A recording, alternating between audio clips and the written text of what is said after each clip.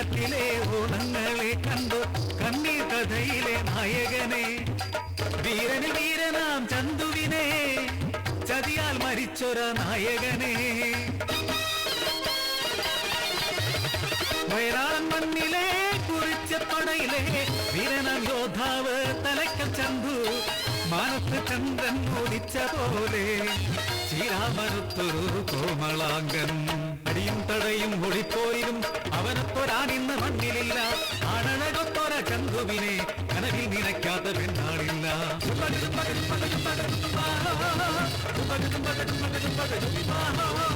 മലകാലിക്കുന്നിൽ മാൻപാട്ടു പാടുമ്പോ മാൻവിരിയാളെ കണ്ടുമുട്ടി, അവർ നെയ്യും മനവും പങ്കുവച്ചു. ഭാരതമണ്ണിനെ ചവിട്ടിയരച്ച് വെള്ളപ്പടയുടെ തേരോട്ടം, പിറന്ന മണ്ണിൻ മാനം കാക്കാൻ ധീരനായി പൊരുതുന്നു പഴശ്ശിരാജ.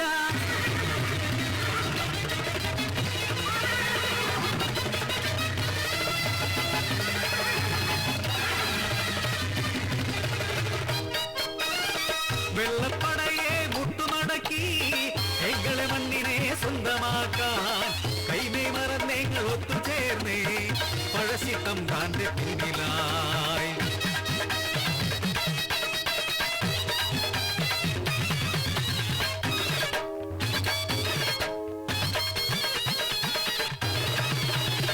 യമ്പിൽ കേമനാം തലയ്ക്കൽ ചന്തു കുറിച്ചപ്പടയുടെ തലവനായി, വെള്ളപ്പടയുടെ ജീവനൊടുക്കി ചന്തുവിൻ ശൂരത്വം കണ്ട പഴശ്ശി അവനായി നൽകി ഉറുക്കുന്നൂരും, ശത്രുവിൻ കരങ്ങളെ തടഞ്ഞു നിർത്തി പ്രാണനെ രക്ഷിക്കും നീ ഉറുക്കുന്നൂരും.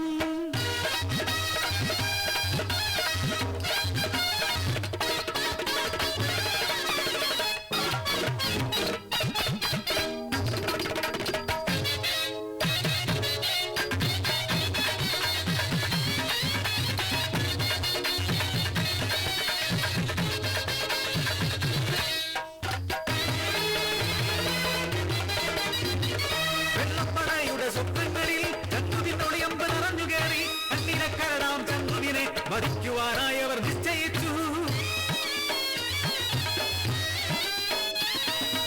ജീവന്റെ ജീവനാം ചന്തുവിൻ പ്രിയപത്നി വെള്ളക്കാരന്റെ വശ്യത്തിൽ അണിഞ്ഞ് ഒരു കിഴി പണത്തിനായി ചതിച്ചവൾ പുരുഷനെ.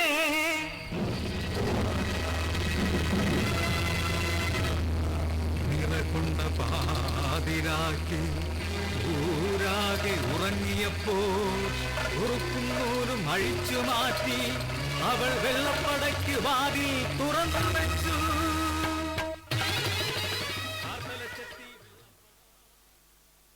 ചന്തു എന്ന് വിളിക്കണോ കൃഷ്ണരാജ് എന്ന് വിളിക്കണോ? കൃഷ്ണരാജ്.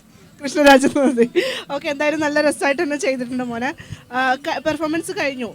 ഗ്രേഡ് എ ഗ്രേഡ് ഉണ്ട്. അപ്പോൾ നമ്മുടെ കലോത്സവ വേദിയിൽ ഇതാ കൃഷ്ണരാജ് വന്ന് പെർഫോം ചെയ്തിരിക്കുന്നു. എ ഗ്രേഡ് മേടിച്ചിരിക്കുകയാണ്. സ്ഥലം എവിടെയായിരുന്നു? ഫാത്തിമാബാദ്, തിരൂർ, മലപ്പുറം.